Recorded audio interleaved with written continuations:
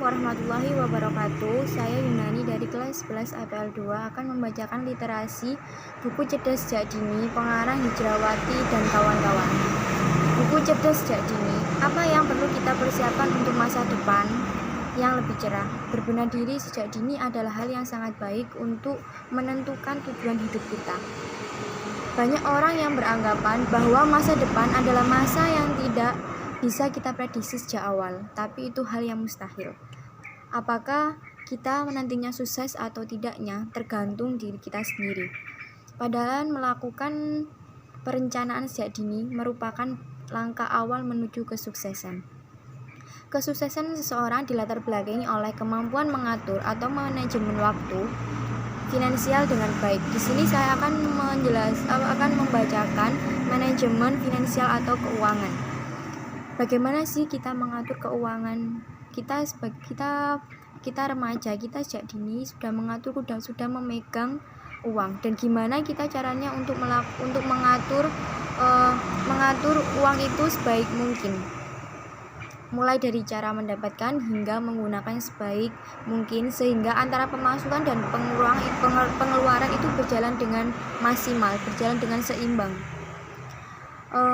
Seseorang gagal mengatur keuangannya karena mereka tidak mampu mengolah uang dengan baik. Umumnya yang terjadi lebih besar pasak daripada tiang. Pengeluaran lebih besar daripada pemasukan itu hal yang wajar bagi orang yang tidak bisa mengatur atau memanajemen keuangan.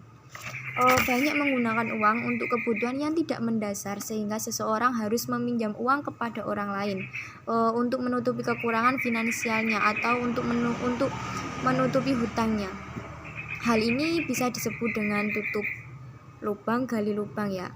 Ada yang di sini arti dari gali lubang tutup lubang, yakni hutang yang di sini terlunasi dan hutang yang satunya belum terlunasi atau menunggu pelunasan. Tidak perlu menunggu uang banyak sih, harta melimpah, kekayaan secara materialistis tidak menjamin seseorang dapat terbebas dari beban finansialnya. Hal yang terpenting bagaimana kita bisa mengatur dan mengolah keuangan secara profesional. Kita perlu membuat manajemen atau kita membuat reng-rengan atau kita mengatur waktu atau mengolah keuangan secara profesional. Kita perlu membuat sehingga tercipta kestabilan finansial yang baik.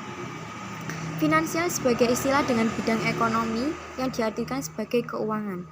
Finansial dapat mencakup berbagai aspek yang dipelajari dari finansial tersebut.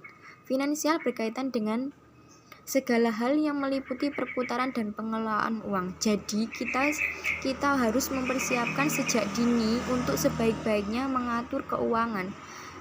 Supaya kita tidak terjebak dengan keuangan, kita tidak menghambur-hamburkan uang. Jadi kita harus bisa mengatur yang penting itu yang mana didahulukan, dan kita diusahakan tidak usah mengutang orang lain. Jadi kita harus pandai-pandai untuk mengatur keuangan, karena jika kita tidak pandai untuk mengatur keuangan, kita akan keteteran atau kita